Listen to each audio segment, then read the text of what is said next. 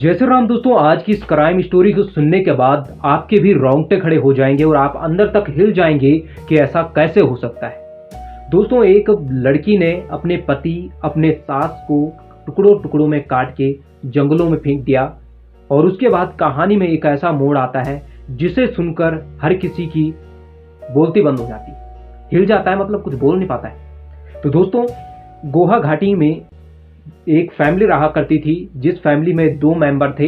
एक का नाम था शंकरी देवी और उनके बेटे का नाम था अमर ज्योति। उनका बेटा 32 साल का था और जो शंकरी देवी थी, उनके यहाँ पे गोहा घाटी में 4 बंगले थे जिनका अच्छा किराया उनके पास आता था। 3 बंगले किराए में थे और एक बंगले में वह अपने बेटे के साथ रहा करती थी। उनका बेटा एक प्राइवेट कंपनी में था और इसी कंपनी में उनके बेटा जो अमर ज्योति था, उसकी एक लड़की से मुलाकात होती है जिसका नाम था वंदना से जब इसकी मुलाकात होती है तो दोनों का दोस्ती का रिश्ता प्यार में बदल जाता है और अमर ज्योति और वंदना की शादी हो जाती है। लेकिन जो उनकी माँ शंकरी देवी थी, वह इस रिश्ते से खुश नहीं थी। लेकिन जो वंदना थी, उसने अपनी सास की अच्छे से सेवा करती है, उसकी सास उससे बहुत खुश हो जाती है। इसीलिए एक दिन शंकरी देवी अपनी बहू वंदना से कहती है, बेटा तुम दिन भर घर में रहती हो, तुम बोर हो जाती होगी, क्या तुम कोई बिजनेस करना चाहती हो तो पैसे मैं तुम्हें दे दूंगी। उसकी सास ने जब ऐसा कहा तो वंदना ने हाँ कह दिया और वंदना ने कहा कि मुझे जिम खोलना है और उसकी सास ने उसके लिए जिम खोल कर दिया और अब वंदना जिम में जाने लगी।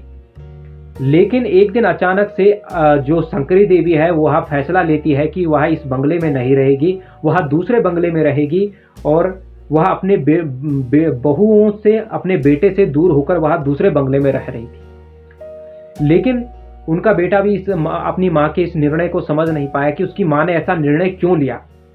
लेकिन एक दिन अचानक से वंदना पुलिस चौकी पहुंचती है, जहां वह रिपोर्ट लिखाती है कि उसकी सास शंकरी देवी और उसका पति अमर ज्योति गायब है, कई दिनों से घर नहीं आए हैं। यह देखकर पुलिस वालों ने रिपोर्ट लिखी, उन्होंने तहकीकात की, लेकिन पुलिस वालों को कुछ भी क्लू नहीं मिल रहा था कि आखिर ये लोग कहाँ जा सकते हैं। अचानक से 9 महीने बाद एक शंकरी देवी और अमर ज्योति का एक रिश्तेदार पुलिस थाने में पहुंचता है और रिपोर्ट लिखाता है कि अमर ज्योति और शंकरी देवी के गायब होने के पीछे उनकी बहू वंदना का ही हाथ है और उसने पैसों के लिए सिर्फ इन लोगों से शादी की। पुलिस वालों ने इस रिपोर्ट को, जब पुलिस वालों ने फिर इस एंगल से इस केस को देखना शुरू किया और अब वंदना पे नज़र रखी तो वंदना के घर में कई लड़कों का आना जाना पुलिस वालों को दिख रहा था।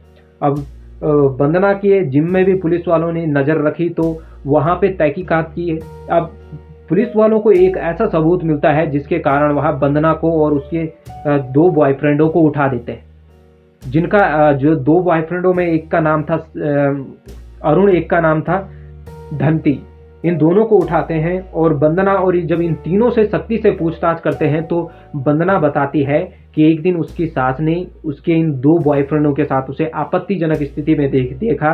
इस कारण उसकी सास नाराज होकर दूसरे बंगलों में चली गई। लेकिन जब एक दिन उसके पति ने उसको इन दोनों के साथ आपत्तिजनक स्थिति में देखा तो उसके पति ने कहा कि वह इसे डिवोर्स दे देगा और वंदना के पति अमर ज्योति के नाम प्रॉपर्टी नहीं थी, सारी प्रॉपर्टी उसके सास के नाम थी। इसलिए अगर अमर ज्योति उसे डिवोर्स दे भी देता तो उसके नाम कुछ भी नहीं आने वाला था। इसीलिए उसने चाल चली। सबसे पहले वह अपने इन 2 बॉयफ्रेंडों के साथ वह अपनी सास के बंगलू में पहुंची। वहां पे उसने अपनी सास को मारने के बाद उसको काट कर फ्रिज में अलग अलग पन्नियों में बंद कर दिया।